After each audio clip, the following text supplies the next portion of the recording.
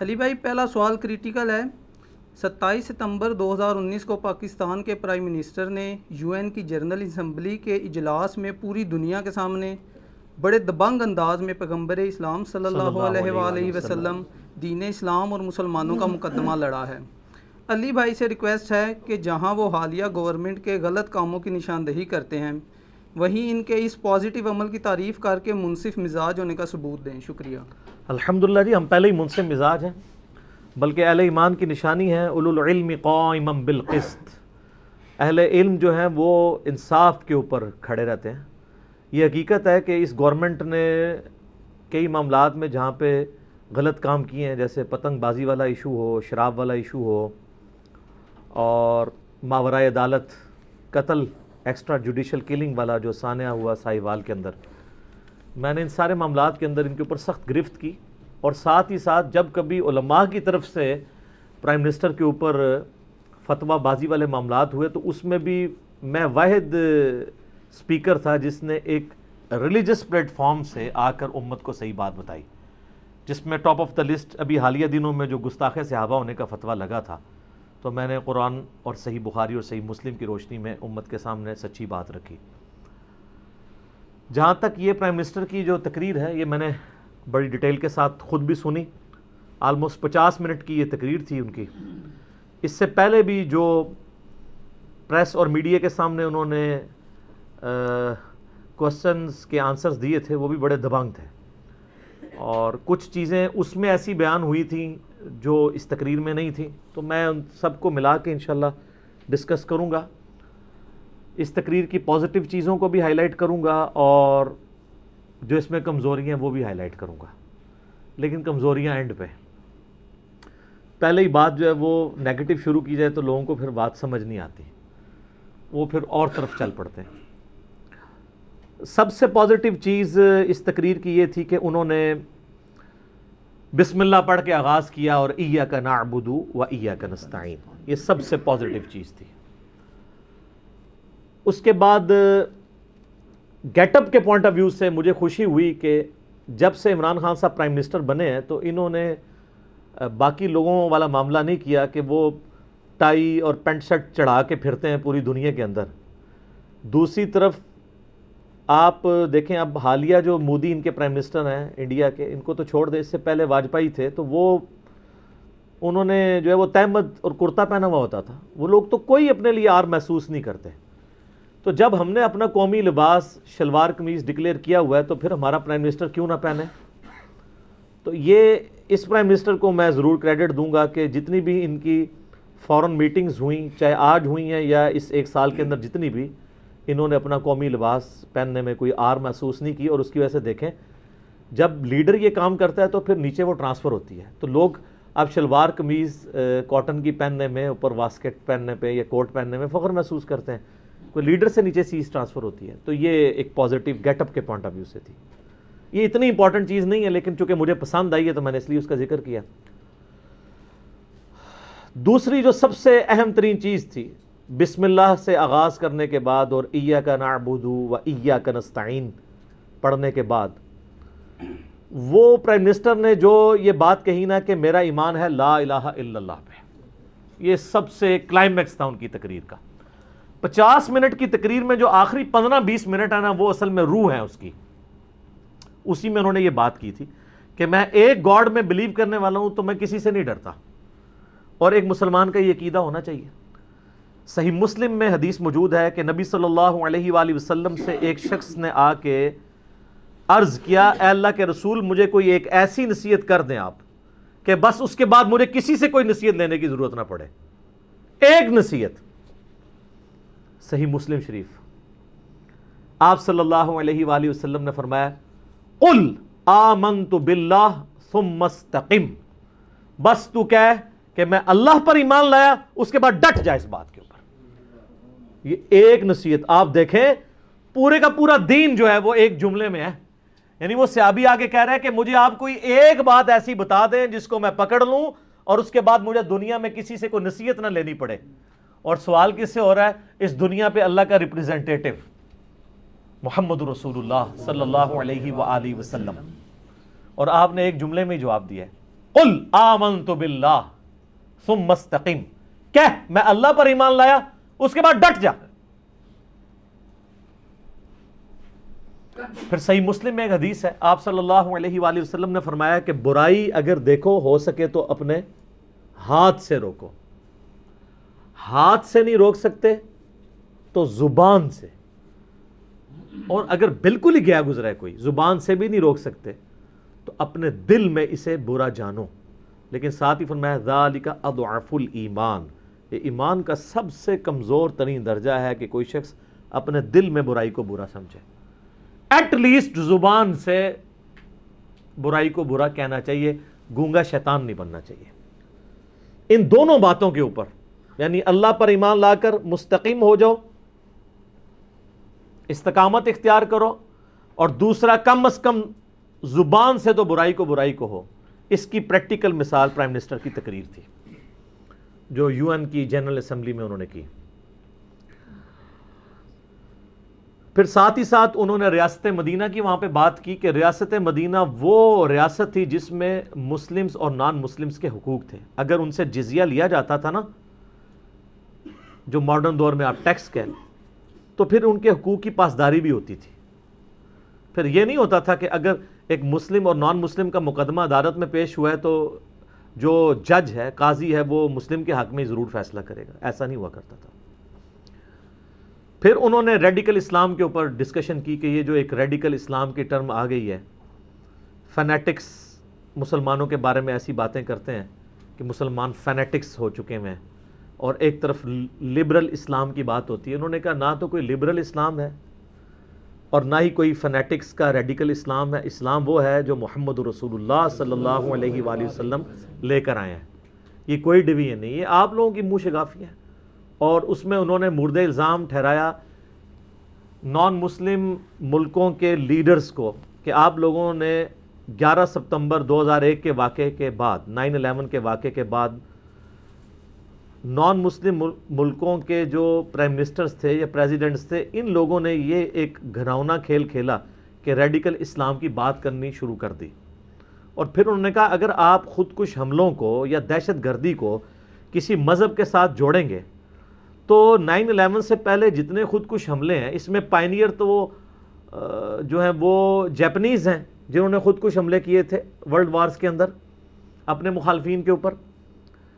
پھر تامل ٹائگرز جو تھے سری لنکا کے اندر انہوں نے کیے، لیکن آج تک ان کو تو کسی نے نہیں کہا کہ ہندو دہشت گرد۔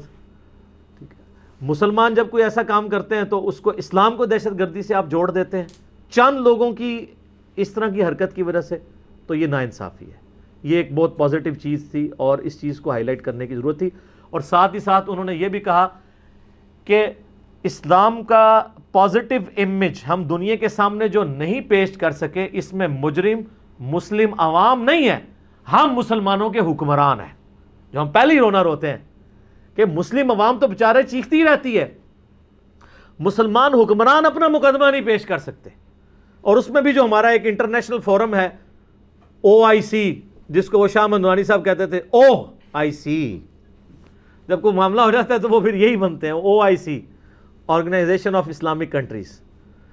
تو ان کے حکمران مقدمہ صحیح دنیا کے سامنے پیش نہیں کر سکے، ان کا یہ ہماری ذمہ داری۔ تو اس وقت میں تو سمجھتا ہوں کہ پوری دنیا کے مسلمانوں کو ایٹ لیسٹ مسلمانوں کے 2 لیڈرز کے حق میں دعا کرنی چاہیے۔ نمبر 1 طیب اردگان کے بارے میں، حافظہ اللہ تعالی، اور دوسرے پرائم منسٹر عمران خان صاحب حافظہ اللہ تعالی، علماء سے معذرت کے ساتھ، کہ ان کے لیے دعا کرنی چاہیے کہ اللہ تعالیٰ ان کو استقامت دے اور ان میں جو برائیاں وہ دور کرے اور مزید اسلام کا مقدمہ انٹرنیشنل فورمز کے اوپر لڑنے کی توفیق عطا فرمائے، آمین۔ ساتھ ہی ساتھ انہوں نے حجاب کے اوپر میں کہتا ہوں جی ننگی بات کی ہے۔ انہوں نے کہا یورپ اور امریکہ میں اگر کوئی عورت جو بیسک نیڈ کا لباس ہے وہ بھی نہ پہنے، یعنی وہ دوسرے معنوں میں ننگی پھرے، اس کو تو کوئی نہیں کہتا، اور اگر کوئی عورت حجاب پہنتی ہے تو اس کو کرٹیسائز کرتے ہیں، وہ حجاب پہن کے آپ کا کیا لے رہی ہے؟ اس کے برعکس جو عورت ننگی پھر رہی ہے وہ تو خود گناہ کی دعوت دے رہی ہے، وہ تو پھر بھی لوگوں کو ڈسٹرب کر رہی ہے، اس کو تو آپ برا نہیں سمجھتے ہیں۔ حجاب پہننے والی عورت کو آپ برا کیوں سمجھتے ہیں؟ حجاب پہن کے وہ کیا کر رہی ہے؟ جبکہ وہ اس ملک کے قوانین کی پاسداری بھی کر رہی ہے. اور کئی تو ایسی دلیر خواتین ہیں, انہوں نے تو دیکھیں جس بندے نے اللہ کو جان دینی ہے وہ تو راستہ نکال لیتا ہے. چہرے کے نقاب کے اوپر پابندی لگی تو انہوں نے جو ہے وہ ماسک پہننے شروع کر دیے ڈسٹ والے. اس کو تو اب آپ کوئی چیلنج نہیں کر سکتا, یہ تو میڈیکل ایشو ہے. تو انہوں نے, جن لوگوں نے چہرہ چھپانا ہوتا ہے نا وہ ایسے بھی کر لیتے ہیں. لیکن جو پاکستان, انڈیا, بنگلہ دیش کی عورتیں یہ تو بخشی بخشائی ہیں نا, آپ کو پتہ ہے. ان کو تو پوری زندگی سمجھانا پڑتا ہے کہ چہرے کا بھی نقاب کرنا ہے, آپ نے پردہ کرنا ہے. وہاں کوئی اگر گوری مسلمان ہوتی ہے تو وہ پہلے دن سے حجاب شروع کر دیتی ہے, چہرے کا نہ بھی کرے کم از کم باقی جسم کو ڈھانپنا شروع کر دیتی ہے. پاکستانی عورتوں کو سمجھانا ذرا مشکل ہے, کیونکہ یہ تو جو کچھ بھی ہے اللہ تیرے محبوب کی امت سے ہے. ان کو کہانی کرا دی گئی ہے کہ آپ جو مرضی کرتے رہے. پھر انہوں نے جو فریڈم آف ایکسپریشن کے اوپر بات کی تھی کہ فریڈم آف ایکسپریشن کا قطعاً یہ مقصد نہیں ہے کہ آپ جو ہے وہ یہ انہوں نے پریس کانفرنس کے اندر ڈسکشن کی تھی کہ آپ پیغمبر اسلام صلی اللہ علیہ وآلہ وسلم کے خاکے بنائیں. اور انہوں نے کہا کہ آپ لوگوں کو اندازہ نہیں ہے کہ جب آپ یہ حرکت کر رہے ہیں تو نبی صلی اللہ علیہ وآلہ وسلم تو ہمارے دل کے اندر رہتے ہیں. آپ 1.3 بلین دنیا کے لوگوں کے دل دکھاتے ہیں. اور اس کو انہوں نے اگزامپل دی کہ جس طرح یہاں پہ یورپ کے اندر ہولوکاسٹ کے اوپر بات کرنا, جس میں ظلمن, ہم تو ظلم کہتے ہیں, میں تو شروع سے کنڈیم کرتا ہوں کہ ہٹلر نے جو ہے وہ یہودیوں کے ساتھ ظلم کیا تھا, اور ان کے ساتھ ظلم کیا تھا ان کے مذہبی ہونے کی وجہ سے. 100 فیکٹریز بنا کے ان کو قتل کیا تھا دوسری جنگ عظیم کے دوران. تو جس طرح وہ 60 لاکھ یا 6 لاکھ محتاط اندازے کے مطابق یہودیوں کے قتل, جس کو ہولوکاسٹ کہا جاتا ہے, اس کا ذکر کرنا آپ کے معاشرے میں جرم سمجھا جاتا ہے کہ اس سے یہودیوں کے دل دکھتے ہیں. بالکل اس طریقے سے اگر کوئی شخص پیغمبر اسلام کے خاکے بناتا ہے صلی اللہ علیہ وآلہ وسلم یا ان پہ گالی گلوچ کرتا ہے تو 1.3 بلین لوگوں کے دل بھی دکھتے ہیں. تو یہ انہوں نے مقدمہ ان کے سامنے پیش کیا, یہ بہت زبردست بات ہے. پھر یو این میں جو تقریر ہوئی اس میں انہوں نے بڑی زبردست بات کی کہ 80 لاکھ مسلمانوں کو کرفیو کے ذریعے آلموسٹ 2 مہینے ہو گئے ہیں آپ نے قید کر کے رکھا ہوا ہے. یورپ کے اندر چند ہزار جانور بھی قید کر دیے جائیں تو شور مچ جائے, وہاں پہ انسان قید ہیں, اور آپ لوگوں کو اس کا کوئی یعنی اس کے خلاف آواز نہیں آپ بلند کرتے. یہاں پہ چند ہزار یہودیوں کو اگر قید کر دیا جاتا تو آپ نے ہنگامہ کھڑا کر دینا تھا. اب پرائم منسٹر نے انٹینشنلی یہ پھکی دی ہے یہودیوں کا ذکر کر کے, ورنہ کرسچنس کا بھی ہو سکتا تھا, تاکہ ہمارے مولانا فضل الرحمان صاحب حافظہ اللہ تعالیٰ کو یقین آ جائے کہ عمران خان صاحب یہودیوں کے ایجنٹ نہیں ہیں. یہ میں آپ کو صحیح بتا رہا ہوں, یہ اسی لیے اس نے یہودیوں کا نام لیا ہے, ورنہ یہودی تو ایک چھوٹی کمیونٹی تھی نا, کرسچنس کا نام لینا چاہیے تھا. یہودی تو بہت تھوڑے ہیں دنیا میں. تو لیکن اب بھی جنہوں نے بات نہیں سمجھنی انہوں نے نہیں سمجھنی, اور وہ معذرت کے ساتھ صرف اس کیس میں نہیں ہے, وہ باقی لیڈرز کے بارے میں بھی ایسا ہی ہے. یعنی ہمارے جو ایکس پرائم منسٹر تھے جو اس وقت جیل میں ہیں, وہ بڑے اخلاص کے ساتھ انڈیا کے ساتھ دوستی چاہتے تھے. یہ نہیں تھا کہ وہ کوئی انڈیا کے ایجنٹ تھے, لیکن سوشل میڈیا پہ ایک کمپین چلائے گی مودی کا یار غدار, یہ تو راہداری کھول رہے ہیں, یہ کر رہے ہیں. وہی سارے کام عمران خان صاحب نے کیے ہیں, اب کوئی بات نہیں کر رہا. تو نہ عمران خان صاحب غدار تھے یہ کام کرتے ہوئے, نہ وہ اس وقت وہ غداری کر رہے تھے. لیکن جب آپ نے بات کوئی بھی موڑنی ہے, میں وہ آپ کو یہودیوں کے ایجنٹ والی بات کر رہا ہوں, ابھی بھی وہ بات کر دیں گے. وہ کہیں گے اس نے جان بوجھ کے یہودیوں کا نام لیا ہے تاکہ پتہ چلے کہ یہ ایجنٹ نہیں ہے, یہودیوں سے اجازت سے لیا ہوگا کہ میں آپ کا اوپر سے نام لے رہا ہوں, اندروں توڑے نال ہاں. کانسپریسی تو بن جاتی ہے نا جی, ہر طرح کی کانسپریسی آپ بنا سکتے ہیں. تو اس طرح کے موقعوں پہ نا میں ان لوگوں سے کہا کرتا ہوں کہ آپ کوئی ایسی بات کر دیں کہ یہ جب ہو جائے گا نا تو ہم مان جائیں گے کہ یہ وہی بات ہے جو آپ کہہ رہے ہیں. تو وہ قیامت تک نہیں کوئی مثال لا سکتا, کیونکہ ہر بات میں سے کوئی بات نکل آتی ہے. آپ کچھ بھی کسی کے بارے میں کہہ سکتے ہیں, نہیں جی اندر سے ملا ہوا ہے. جس طرح آپ دیکھ لیں, میں اگرچہ ایک سنی پلیٹ فارم یوز کر رہا ہوں, سنی فرقہ نہیں, اہل سنت کا منہج, میں یہ بات کرتا ہوں کہ بھائی اس وقت پوری دنیا میں امریکہ کی آنکھوں میں اگر کوئی آنکھیں ڈال کے ملک دیکھ رہا ہے وہ ایران ہے. لیکن اگر آپ سنیوں سے پوچھیں, دیوبند سے, بریلویوں سے, اہل حدیث سے, اور ان کی خصوصاً جہادی تنظیموں سے, وہ کہتے ہیں ایران تو ملا ہوا ہے امریکہ کے ساتھ.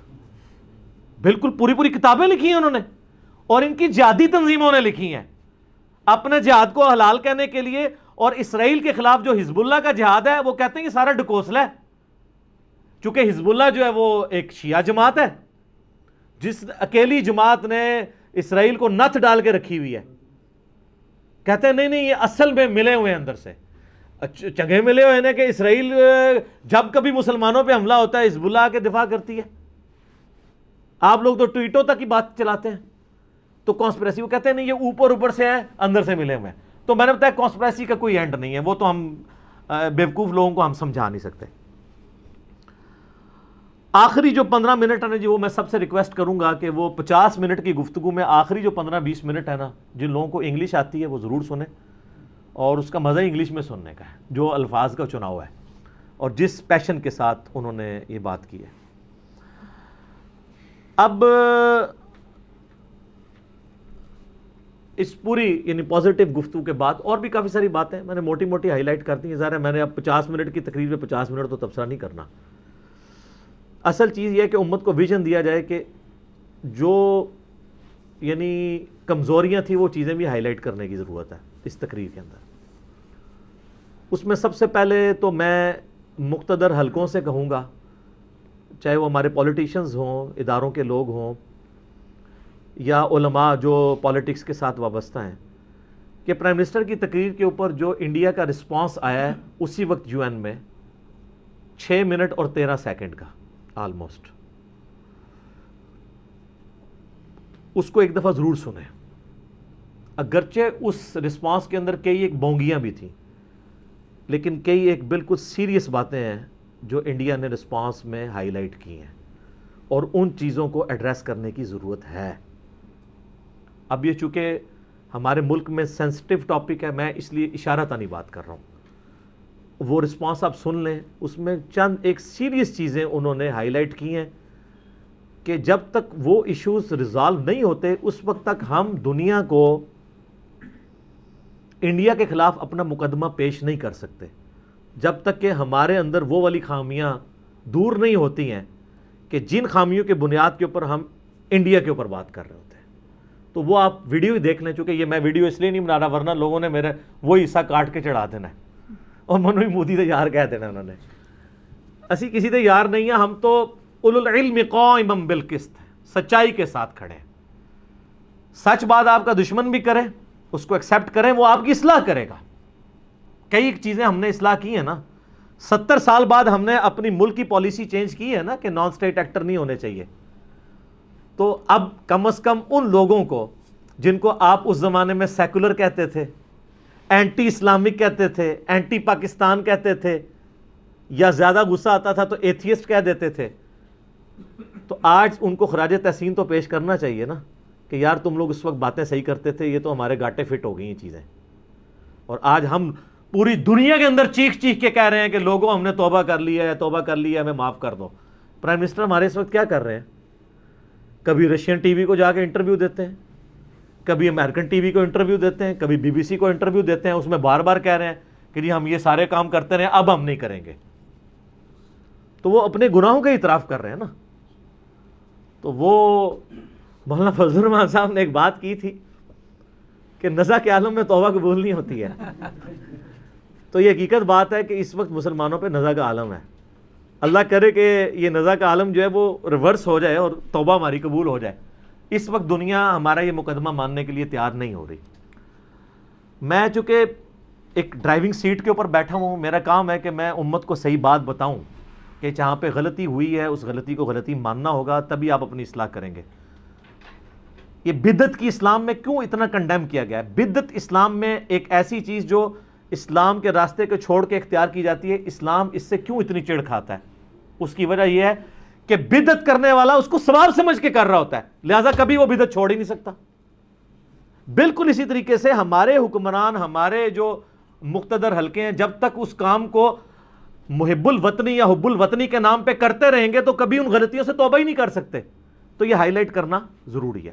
البتہ اب ماشاءاللہ پازیٹیو دور ہے, میں سمجھتا ہوں کہ اب کافی حد تک چیزیں سٹریم لائن ہونا شروع ہو گئی ہیں اور چیزیں سمجھ آنا شروع ہو گئی ہیں. تو اب اس تقریر میں چند کمزوری, ایک تو میں نے وہ کہا کہ انڈین رسپانس آپ سن لیں.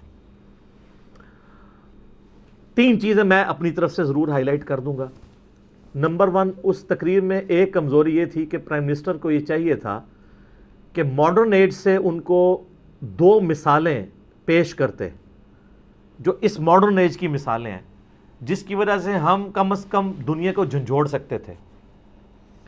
نمبر 1 مشرقی تیمور کی مثال، اور دوسری ساؤتھ جو سوڈان ہے اس کی مثال۔ آپ کو پتا ہے کہ 21ویں صدی میں 2 نئے ملک بنے ہیں، اور دونوں ملک مسلمان ملکوں کو توڑ کے بنائے گئے ہیں کرسچنز کو سٹیٹس دینے کے لیے۔ 2002 کے اندر انڈونیشیا سے مشرقی تیمور کو الگ کر کے کرسچن کنٹری بنایا گیا ہے 2002 میں۔ ہمارے کتنے % مسلمانوں کو اور علماء کو اور پولیٹیشنز کو اور ججز اور جرنیلوں کو یہ بات پتہ ہے، یا کبھی انہوں نے ہائی لائٹ کی ہو؟ وہی رونا جو ہم رو رہے ہیں کہ کشمیر میں حق خود ارادیت ہونی چاہیے، وہاں پہ آپ الیکشن کروائیں، جن کی اکثریت ہے ملک ان کے حوالے کریں، یہ کر چکے ہیں۔ 2002 کے اندر انہوں نے الیکشن کروا کے مشرقی تیمور کو انڈونیشیا سے الگ کر کے کرسچن ملک بنا دیا ہے پورا فل فلیج۔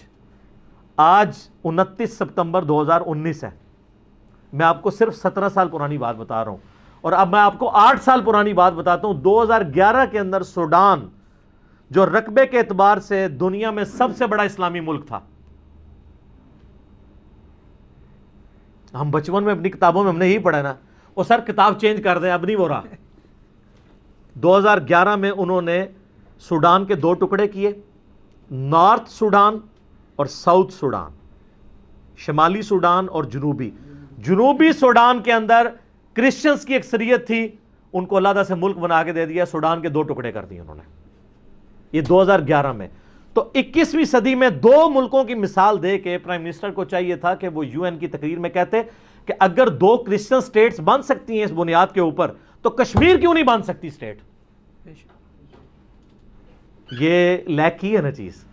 اس لیے میں کہتا ہوں پڑھے لکھے صحافی ہیں جن کو اکثر آپ غدار وطن سمجھ رہے ہوتے ہیں، اور ان میں سے اکثر محب الوطن ہوتے ہیں، ان سے نا تقریر ذرا لکھوا لیا کریں اور پھر وہ نوٹس بنا لیا کریں سامنے، تاکہ آپ کو یہ پتا چلے کوئی چیز سکپ نہ ہو جائے۔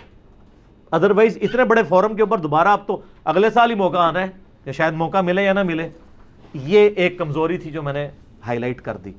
یہ کمزوری اس لیے ہائی لائٹ کی ہے کہ اگر پرائم منسٹر نے یہ بات نہیں کیا تو ہماری ینگ جنریشن کم از کم ایجوکیٹ ہو، اور جب کبھی یہ سوشل میڈیا پہ آپ کو مسلمانوں کا، کشمیریوں کا مقدمہ لڑنا پڑے تو آپ کے سامنے یہ مثال موجود ہو ماڈرن ایج کی۔ دوسری چیز جس پہ آپ سب تو بڑے خوش ہوئے ہوں گے، لیکن میں سمجھتا ہوں کہ وہ بہت بڑی مس ہینڈلنگ ہوئی ہے، جو پرائم منسٹر نے اٹامک وار کی دھمکی دی ہے وہاں پہ۔ آپ کو پتہ ہی نہیں ہے پوری دنیا ہمارے اس اٹامک پروگرام سے جلتی ہے، اور اس کو اسلامک بم کے طور پہ ڈکلیئر کرتے ہیں۔ وہ کہتے ہیں ایکسس آف ایول پاکستان ہے، پاکستان میں اگر حالات خراب ہو گئے تو کل دہشت گردوں کے ہاتھ ایٹم بم لگ گیا تو یہ دنیا کا امن برباد کر دیں گے۔ اور ہمارے پرائم منسٹر صاحب اگرچہ انہوں نے اپنی بات کو اس میں کور کیا کہ میں آپ کو دھمکی نہیں دے رہا، صرف وارن کر رہا ہوں، لیکن سر یہ بات کرنے والی نہیں ہوتی۔ کچھ باتیں ایسی ہوتی ہیں جو کی نہیں جاتی، وہ چیزیں پھر نوٹ ہوتی ہیں۔ وہ کہیں گے اچھا اب تو ایک ریڈیکل پرائم منسٹر آ گیا پاکستان کے اوپر جو یہ کہہ رہا ہے کہ جی ہمیں کچھ ہوا تو ہم ایٹم بم چلا دیں گے، تو ہٹاؤ اس کو فوراً۔ یہ بڑا خطرناک معاملہ ہے، اور پاکستان کی ڈکلیئر پالیسی ہے کہ ہم کبھی بھی جو ہے وہ اس طرح کی باتیں زیب ہی نہیں دیتی کرنی۔ اگر کرنا بھی ہو نا اس کو ایسے دھمکی نہیں لگانا ہوتا۔ ویسے چلا بھی کون سا دینا انہوں نے، آپ کو پتہ ہی ہے، ٹویٹوں پہ ہی کام چل رہے ہیں، احتجاجوں پہ ہی کام چل رہے ہیں۔ کیا ہوا ہے آپ دیکھ لیں، ان کے آرمی چیف کی طرف سے جب یہ دھمکی آئی تھی کہ جی آج ہمارا پرائم منسٹر کہے تو ہم آزاد کشمیر پہ بھی قبضہ کر لیں گے پاکستان کے، تو اس کے اوپر فوراً رسپانس آنا چاہیے تھا ہماری طرف سے، تو آیا تو کوئی نہیں ہے۔ تو پھر UN اسمبلی میں جا کے اٹامک وار کی دھمکی یا اس طرح کی باتیں کرنا یہ ایک بچگانہ حرکت ہے، اور میرا خیال ہے کہ جتنے بھی پڑھے لکھے لوگ ہیں وہ میرے ساتھ ایگری کریں گے، جن کو ملک پوری دنیا کی اس وقت جو نظریں پاکستان پہ لگی ہیں اس کی سینسٹیوٹی کا پتہ ہے کہ وہ ہمارے جو یہ اٹامک ویپنز کے بارے میں کتنے سینسٹیو ہیں، ان کے ہاتھ میں یہ بندوق نہ دے دیں آپ۔ یہ بات کرنے کی ضرورت کیا ہے، پوری دنیا کو پتہ ہے۔ وہ جملہ ٹھیک ہے کہ اگر ہم پہ حملہ ہوا تو ہم آخری حد تک جائیں گے، بس یہ جملہ ٹھیک ہے، لیکن آپ جب وہ باقی جملے بولتے ہیں وہ کہتے ہیں دیکھو جی یہ تو دیکھ لو کس طرح جذباتی قسم کے لوگ آ گئے ہیں کہ دنیا کے سارے ملکوں کے سامنے بیٹھ کے دھمکیاں لگا رہے ہیں اٹامک وار کی۔ سر دنیا نے تو اس وار کے ذریعے کروڑوں لوگوں کو مرے ہوئے دیکھا ہے، دنیا تو اس کو ماں بہن کی گالی سمجھتی ہے کہ کوئی بندہ یہ بات کر جائے۔ بڑی مشکل سے سنبھال کے چل رہے ہیں، تو آپ اس طرح کی باتیں کریں گے یہ، اور آپ میری یہ باتیں یاد رکھیے گا، یہ نہ ہو کل کو میرے کھاتے میں ڈال دیں کہ جی میں نے چونکہ تقریر کی ہے تو آپ دنیا جو ہے وہ پرائم منسٹر کے اس بیان کو ہائی لائٹ کرنا شروع کر دے گی. لوگوں نے ابھی باتیں کرنی شروع کر دی ہیں، اگلے دن اخباروں میں چھپنے شروع ہو گئی ہیں کہ جی پاکستان کے پرائم منسٹر نے جو ہے وہ اٹامک وار کی دھمکی دے دی ہے. تو آپ کیا، آپ تو یہاں بغلیں بجا رہے ہیں، آپ خوش ہو رہے ہیں چونکہ آپ جذباتی ڈاکٹرائن کے اوپر ہیں. حکمت کے ساتھ چلنا پڑتا ہے. بخاری و مسلم کی متفق علیہ حدیث ہے، نبی صلی اللہ علیہ وآلہ وسلم نے فرمایا جنگ دھوکے کا نام ہے. جنگ دھوکے کا نام کیوں ہے؟ کہ اس میں آپ جو کہہ رہے ہوتے ہیں وہ کرتے نہیں ہیں، اور جو آپ نے کرنا ہوتا ہے وہ آپ نے کہنا نہیں ہوتا، دھوکہ دے کے چلنا ہوتا ہے، حکمت کے ساتھ چلنا ہوتا ہے. یہ دوسری کمزوری تھی جو پرائم منسٹر کی تقریر میں تھی. اور تیسری کمزوری جو سب نے ہائی لائٹ کی، سب نے فیل کیا، وہ یہ ہے کہ آپ کی تقریر بڑی لمبی تھی. اصل تقریر وہی تھی جو آپ نے 15-20 منٹ میں کی ہے، آخری 15-20 منٹ میں. 50 منٹ گھسیڑنے کی اس کو ضرورت نہیں تھی، آخری 15-20 منٹ امپورٹنٹ ہے. آپ دیکھیں ساری وہ جو تالیاں بجی ہیں، اچھا وہ تالیوں پہ بھی میں بتا دوں، آپ لوگ سمجھ رہے ہوں گے شاید دنیا میں مسلمان ملکوں نے تالیاں بجائی ہیں. مسلمان ملک تو آپ کی فارن پالیسی ایسی فیل ہو چکی ہے کہ وہ آپ تو ایک قرارداد نہیں پیش کر سکے. 57-58 ملکوں میں سے آپ کے ساتھ سوائے 3-4 ملکوں کے کوئی ملک نہیں ہے مسلمانوں کا، باقی ملک تو چھوڑ دیں. وہ تالیاں آڈینس میں لوگ بیٹھے ہوئے تھے، اور ظاہر ہے کہ باہر کے ملکوں میں جتنے لوگ پاکستانی یا مسلمان بیٹھے ہیں عمران خان صاحب کے ساتھ عقیدت رکھتے ہیں. تو آپ یہ نہ سمجھیے گا وہاں پہ جو وہ مطلب ماشاءاللہ کوئی سعودی عرب کا امبیسڈر بیٹھا تھا تو اس نے تالی مار دی ہے، وہ تو ساہ نہیں لیندے.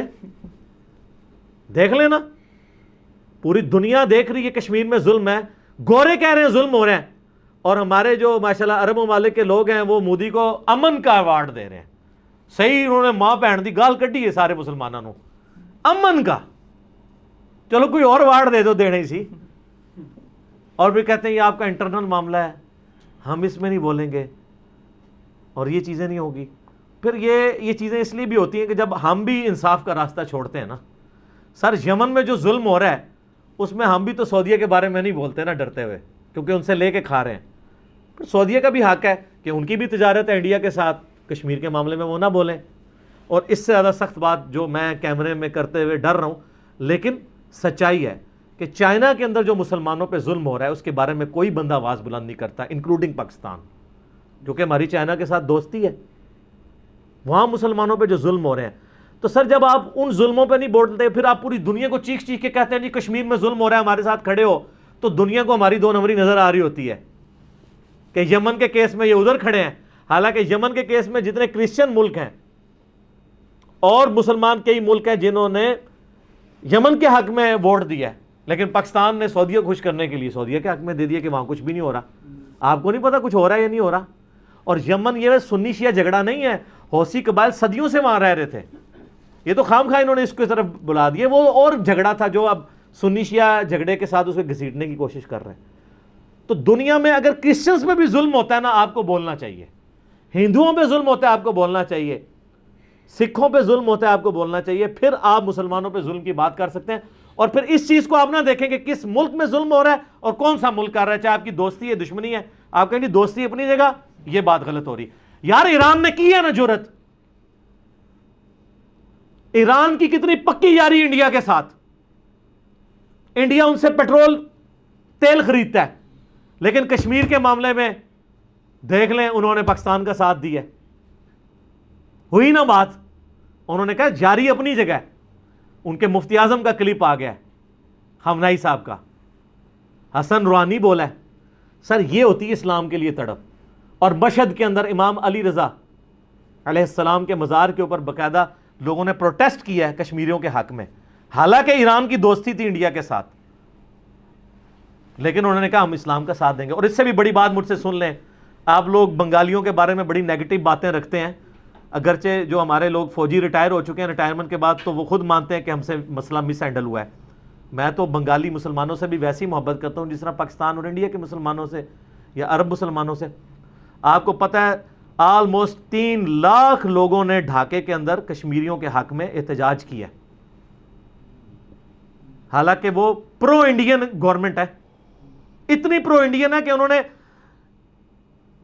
بنگلہ دیش کا نام چینج کر دیا ہے. بنگلہ دیش کا پہلا نام تھا اسلامک ریپبلک آف بنگلہ دیش، لیکن یہ حسینہ واجد نے 2/3 اکثریت کے بعد اس کا نام چینج کروا کے پیپلز ریپبلک آف بنگلہ دیش کروا دیا ہے، لیکن اسلام لوگوں کے دلوں سے نکال تو نہیں سکتے۔ پھر لوگوں صحافیوں نے وہاں انٹرویو کیے ہیں، 95% سے زیادہ مسلمانوں نے یہ کہا ہے کہ اگر پاکستان انڈیا کی جنگ ہوئی کشمیر کے مسئلے میں تو ہم پاکستان کا ساتھ دیں گے، حالانکہ ان کے جینز کے اندر پاکستان کی نفرت موجود ہے، جو کچھ پاکستان نے معاملات مس ہینڈل کیے تھے 70s میں۔ لیکن اگر وہ اسلام کے رشتے میں کر رہے ہیں، اور یہاں بھی میں بنگالیوں کو، کہ بنگلہ دیش میں بھی ہماری بہت زیادہ آڈینس ہے، میں ان سے بھی کہوں کہ میرے بھائی یہاں پہ بھی جتنی مسلمان عوام ہے بنگالی مسلمانوں سے محبت کرتی ہے الحمدللہ، اور جو ریٹائر ہو رہے ہیں ہمارے اداروں کے لوگ، وہ ریٹائرمنٹ کے بعد محبت ہی کرتے ہیں، اور اب تو حاضر ڈیوٹی بھی محبت کرتے ہیں، ان کو پتہ ہے مسئلے مس ہینڈل ہوئے تھے، اب ہماری پالیسیز میں کافی سارا جو ہے وہ اللہ کا شکر ہے کہ بہتر ہو چکی ہیں۔ تو یہ تقریر جو ہے نا وہ لمبی کرنے والا مسئلہ جو ہے نا، یہ میں سمجھتا ہوں اتنی لمبی نہ ہوتی، کیونکہ وہ 50 منٹ بہت لمبی ہے، 15 منٹ 20 منٹ کا وہ ٹائم دیتے ہیں، تو یہ ذرا لمبی ہوگی، یہ اس میں کمزوری تھی۔ باقی یہ حقیقت ہے کہ اس تقریر نے مسلمان جو فارن پالیسی کے اندر پاکستان کے مسلمان عوام مایوس تھی کہ ہم ہر فورم کے اوپر ناکام ہوئے ہیں اور انڈیا ہر فورم کے اوپر جیتا ہے ہم سے، تو وہ جو ہماری ایک دل میں قلق تھا نا، وہ اللہ کے فضل سے پرائم منسٹر کی تقریر نے اسے دور کر دیا ہے۔ لیکن آخری بات میں یہ کروں گا کہ سر گفتار کے غازی نہیں آپ نے بننا، اب آپ نے کردار کے غازی بھی بننا ہے۔ جو کچھ آپ نے کہا ہے اب اس کو آگے بھی لے کے چلیں، خالی تقریریں کر لینے سے مسئلے نہیں حل ہوتے جب تک آپ ایشوز کو ریزالو نہیں کرتے ہیں، اور ٹویٹوں سے اور پریس ریلیز جاری کر دینے سے یا آدھا گھنٹہ کے لیے پاکستانی عوام کو جو ہے وہ سڑک کے اوپر کھڑا کر کے ٹریفک روک لینے سے مسئلے نہیں حل ہوتے، ٹھیک ہے۔ پریکٹیکلی جو ہے وہ ایک مضبوط فارن پالیسی کی ضرورت ہے۔ تو یہ میں نے کچھ ان پٹ دینی تھی۔ باقی اینڈ پہ میں کہوں گا جی ویل ڈن عمران خان، ہم یعنی اوور آل کہتے ہیں نا کہ all is well if end is well, overall تقریر دیکھی جائے تو مسلمانوں کے دلوں کی وہ جذبات کی عکاسی تھی، اور مجھے یہ بھی خوشی ہوئی ہے کہ کئی ایک ہمارے جو اپوزیشن کے پولیٹیشینز ہیں انہوں نے بھی اس تقریر کو پسند کیا۔ کل میں احسن اقبال صاحب کو سن رہا تھا، جینٹل مین ہے، ٹرو جینٹل مین بندہ، میں نون لیگ کا نہیں ہوں جی، آپ بے فکر رہیے گا۔ تو اس نے بڑی اچھی بات کی ہے کہ کشمیر کے اوپر پرائم منسٹر کوئی پالیسی بنائے، ہم ان کے ساتھ کھڑے ہیں، ٹھیک ہے۔ لوگوں نے اپریشیٹ کیا ہے، لیکن کمزوریاں بھی ہائی لائٹ کی ہیں، ان کمزوریوں کو گالی سمجھ کے نہیں لینا چاہیے، نیکسٹ امپرومنٹ کی طرف جانا چاہیے۔ ٹھیک ہوگا جی، جزاک اللہ علی بھائی۔